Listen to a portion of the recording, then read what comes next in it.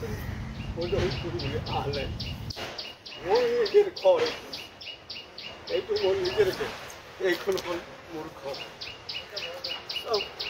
আজি হিমন্ত বিশ্ব শৰ্মা ডাঙৰীয়া সেই কথাটো অলপ চিন্তা কৰিব লাগিছিল যে আমাৰ জিলাপাৰা বেতবাৰী অঞ্চলত কেনেকুৱা ধৰণৰ চলি আছে।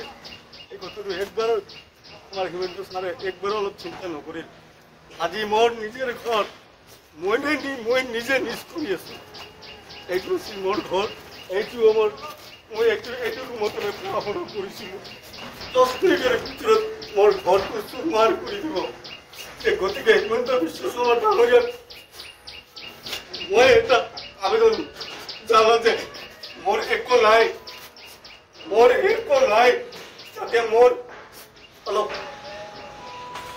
সুবিধা কৰি দিয়ে আৰু দেখাম মোৰ পৰিয়াল কেনেকুৱা আছিল।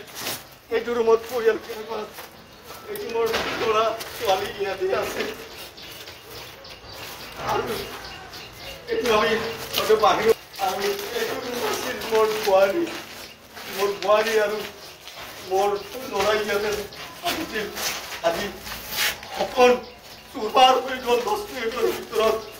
আমি ৰাইজৰ হৈ আজি বহু বছৰ ধৰি আমি সাংবাদিকতা কৰিছোঁ। আজি মই নিজেৰ ঘৰ আমি নিজে নিজ কৰিব লগা হৈছে। আমি ইয়াতে বসবাস কৰিছিলোঁ।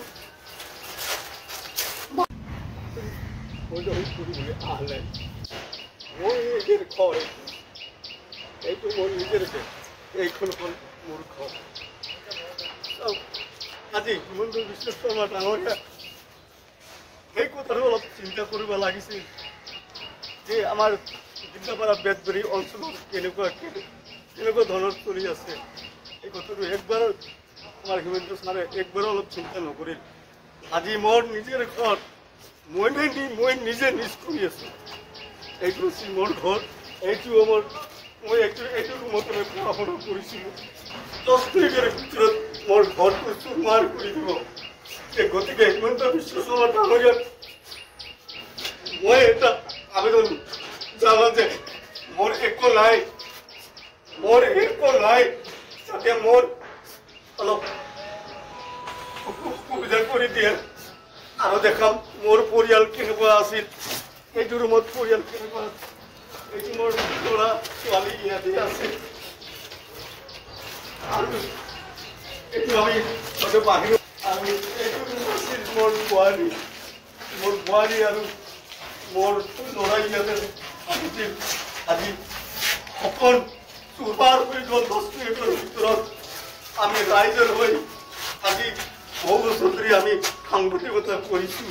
আজি মই নিজেৰ ঘৰ আমি নিজে নিজ কৰিব লগা হৈছে।